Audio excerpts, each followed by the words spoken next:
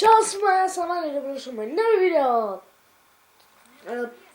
Pošto sad imamo 17 subscribera, želio bih da napravim pitanje i odgovore u live-u. Znači, imate roka da napišete pitanje u komentare do idućeg ponedjeljka, pa ćemo da snimiti live